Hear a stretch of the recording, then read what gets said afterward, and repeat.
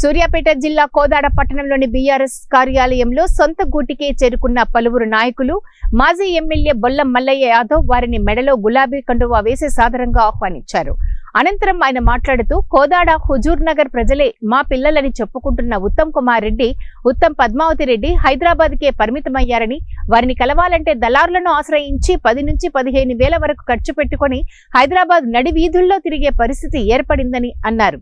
కాంగ్రెస్ ఇచ్చిన హామీలు నెరవేర్చకపోవడంతో ప్రతి చోట సొంత గుటికే బీఆర్ఎస్ పార్టీ నాయకులు చేరుకుంటున్నారని, వచ్చే నెలలో కేసీఆర్ బహిరంగ సభ పెట్టబోతున్నారని, కేసీఆర్ బయటికి వస్తే ఎలా ఉంటుందో చూపించబోతున్నారని అన్నారు.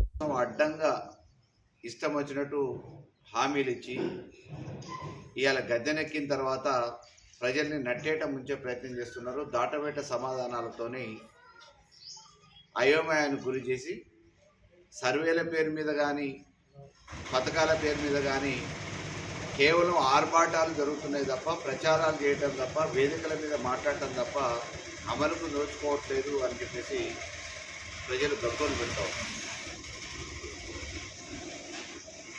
రేపిస్తాం మాపిస్తాం అని చెప్పేసి ప్రకటనలు చేయటమే కానీ అవి ఇచ్చేది లేదు. రేపు వీళ్ళతోని చేత కాదు, అసమర్థ ప్రభుత్వం అని చెప్పేసి ప్రజలే ఒక నిర్ణయానికి అభిప్రాయ తప్పుల దడకతోని మాకు వచ్చే పథకాలు పోతే మమ్మల్ని ఇబ్బంది పెట్టడానికి వచ్చేదని చెప్పేసి తలుపులు వేసుకొని ఇంట్లో కూడా అనుమతించట్లేదు ఎన్యూమరేటర్స్.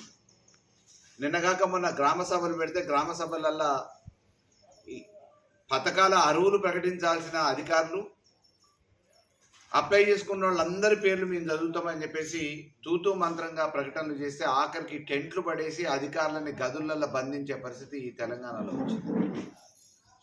రైతు బంధు పేరు మీద మోసం జరిగింది.